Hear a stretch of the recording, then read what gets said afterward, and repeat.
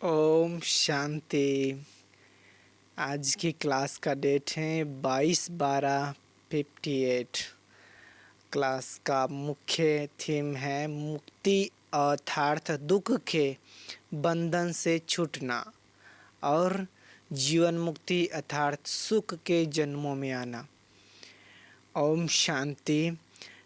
अभी हमारा सतगुरु निराकार परमात्मा है जो पारलौकिक सर्वशक्तिवान समर्थ है।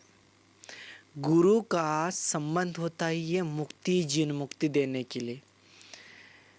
गुरु का संबंध होता है ये मुक्ति जीवन मुक्ति देने के लिए। वह चीज़ कोई लौकिक गुरु द्वारा मिलनी नहीं है।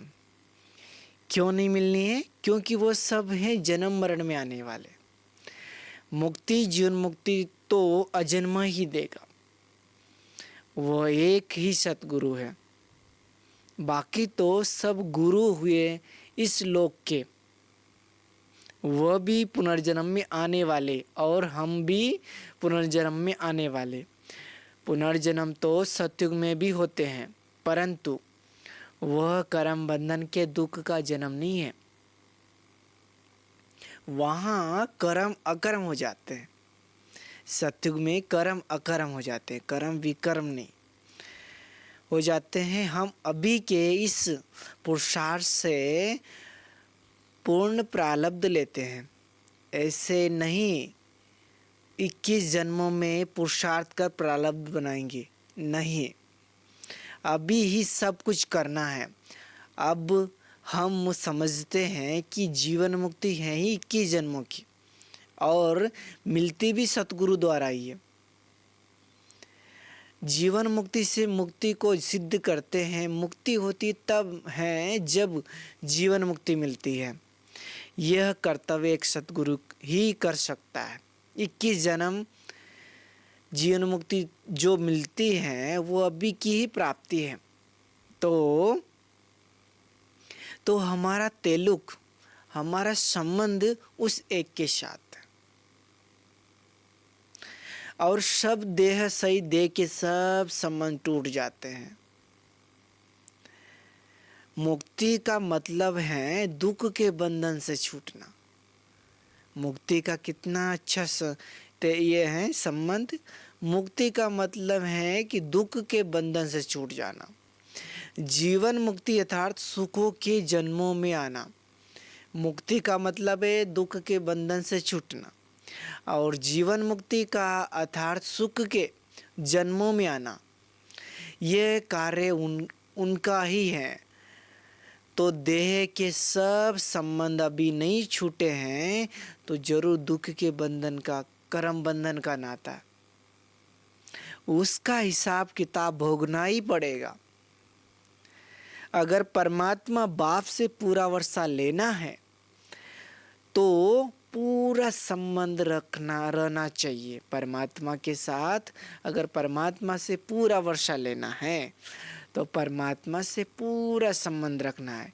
माँ बाप भाई बहन दोस्त सब नाते से संबंध जोड़ना है और सभी संबंधों का रस लेना है।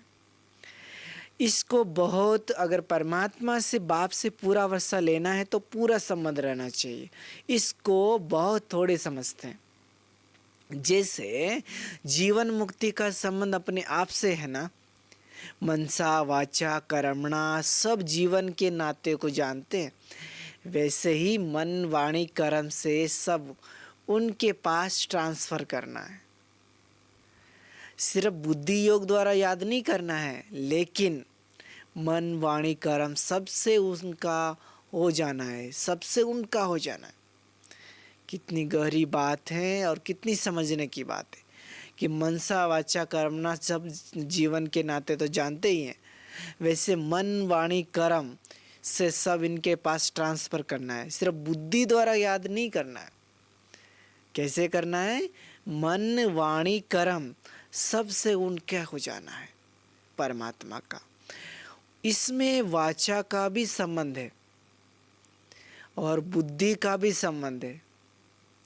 जबकि करण करावनहार उपस्थित हैं तो हमारे कर्म भी उनके कर्म के से संबंध रखने वाले होने चाहिए।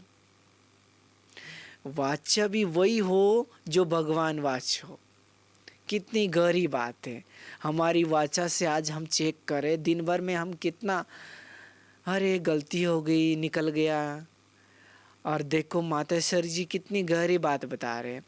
वाचा भी वही हो जो भगवान वाच है, और मनसा भी वही हो, अर्थात उनको ही याद करना है। भगवान से पूरा संबंध रखना है, तभी पूर्ण मुक्ति, जीवन मुक्ति मिल सकती है। भगवान से वरदान तो पूरा लेना है ना, सर्व दुखों से छूटना है। अगर सजाएं खाई तो वो भी दुख हुआ। कर्म बंधन से छूटने का मतलब है कर्म बंधन से छूटने का मतलब कर्म बंधन की सजाओं के दुखों से छूटना। ऐसे नहीं सजा खाकर मुक्त होना है, लेकिन संपूर्ण दुख से छूट संपूर्ण सदाकाल के सुख को प्राप्त करना। यह है हमारा पुरुषार्थ, जो एक परमात्मा ही करा सकते हैं। हमारे इस पुरुषार्थ का फिर रिस्पॉन्सिबल वो हो गया जब हम सब कुछ से उनका हो गए। मनसा वाचा कर्मणा भगवान वाच, मनसा भी वही जो परमात्मा का आदेश हो, तो फिर हमारा सारा रिस्पॉन्सिबल परमात्मा हो गया। परंतु जब तक पूरा संबंध नहीं है तो समझना चाहिए हम अपने कर्मों के रिस्पॉन्सिबल हैं।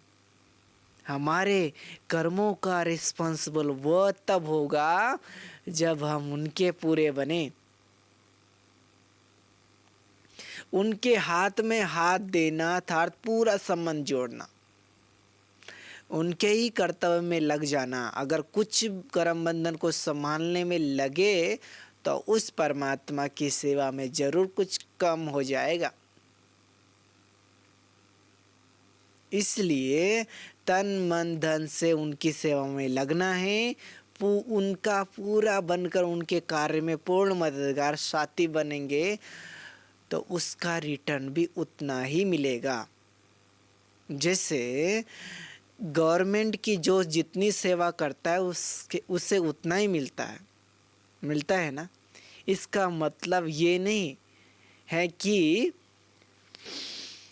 पूरा बनने से ही पूरी प्राप्ति होंगी, लेकिन पूरा मददगार भी बनना है ना से तो फिर भी जो जितना करे उतना अच्छा ही है। फिर भी सतयुगी दुनिया में तो आएंगे ना, या तो सूर्यवंशी राजा बनेंगे या सूर्यवंशी प्रजा आएंगे, या फिर चंद्रवंशी राजा रानी बनेंगे या चंद्रवंशी प्रजा में आएंगे। इसमें पूछने की बात ही नहीं रहती। प्रैक्टिकल चरित्र से मालूम पड़ता है तो हमको क्या करना है, क्योंकि उसका सारा काम प्रैक्टिकल में है। वो चरित्र प्रैक्टिकल में चल रहे हैं। करण करावनहार कर और करा रहा है, करण करावनहार करके फिर करा रहा है। बुद्धि द्वारा हम समझते भी हैं, फिर करना क्या है सो तो हर एक अपना साहस रखेगा। बाकी समझाया तो सब जाता है, हर एक को करना क्या चाहिए सो तो अपनी हिम्मत अपना बल जितना होगा उतना कदम उठाएंगे। जिसको बनना है उसको करना है। पुरुषार्थ में कम जास्ती तो होंगे ही। क्योंकि नंबरवार सब बनते हैं। बल जानते हैं जो कल पहले बने थे वही बनेंगे, जानते हैं कि कल पहले जो बने होंगे वही बनेंगे। पुरुषार्थ करने के बाद रिजल्ट निकलेगी। इसमें यह कहना नहीं होता कि जैसा डायरेक्शन मिलेगा वैसे करेंगे। पुरुषार्थी की चाल ही सिद्ध करती है कि किस प्रारब्ध के लायक हैं। कोई भी पुरुषार्थी होता है, पुरुषार्थ के अनुसार उनका पद यही डिसाइड हो जाता है। उसके लिए कोई डायरेक्शन नहीं मिल सकते। टोटल नॉलेज तो मिल ही रही है। राजा रानी बनने का पुरुषार्थ क्या है, प्रजा बनने का पुरुषार्थ क्या है, सारी नॉलेज परमात्मा दे रहा है। राजा कैसे बनेंगे, प्रजा कैसे बनेंगे, बाकी अपने को लायक बनाना ये तो अपने ऊपर है। हमको सतगुरु का पूरा सहारा है। अभी परमात्मा सदा खड़ा है कि तुम पुरुषार्थ करो और जहाँ जरूरत है वहाँ मैं हाजिर हूँ, कभी भी, रात दिन कभी भी। सतगुरु का पूरा सहारा है। देने वाला वो है, लेने वाले हम हैं। हम ही भी पुरुषार्थ की चाल से समझते हैं, वो भी उनसे समझेंगे। जो करेगा रिजल्ट निकलेगी। कहेंगे यही कलप पहले वाले थे, ऐसे तो नहीं कहेंगे कलप पहले ये बने थे, इसको ही पुरुषार्थ कराना है। भगवान भी ऐसा एडवांटेज नहीं लेते हैं। बनना है अपने पुरुषार्थ से, अपने पुरुषार्थ है। सारा पढ़ाई, सारे खजाने, सब कुछ खोल के परमात्मा खड़ा है। सब तैयार हैं, जब चाहो जितना चाहो, अनगिन जितना लेना चाहे ले सकते। दाता है, खुले भंडार है, कोई ताला चाबी नहीं है। पर हमें लेना हमें है, तो बनना अपने पुरुषार्थ से है। जो जितना करेगा उतना मिलेगा। पढ़ाई सबको समान मिलती है, फिर जो जितना पढ़ेंगे उतना पद पाएंगे, और जो करेंगे सो पाएंगा। अच्छा, कल हम फिर सुनेंगे 23/12/58।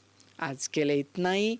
और इसको इतना गहराई से सुन करके जो अब नोट करना है, जिसको नोट करना आता है वो नोट करे, और अच्छी तरह अपनी बुद्धि में चिंतन करें कि कितनी गहरी बात है। एक एक बात कितनी स्पष्ट करके मातेश्वरी जी सुना रहे हैं। अच्छा, ओम शांति।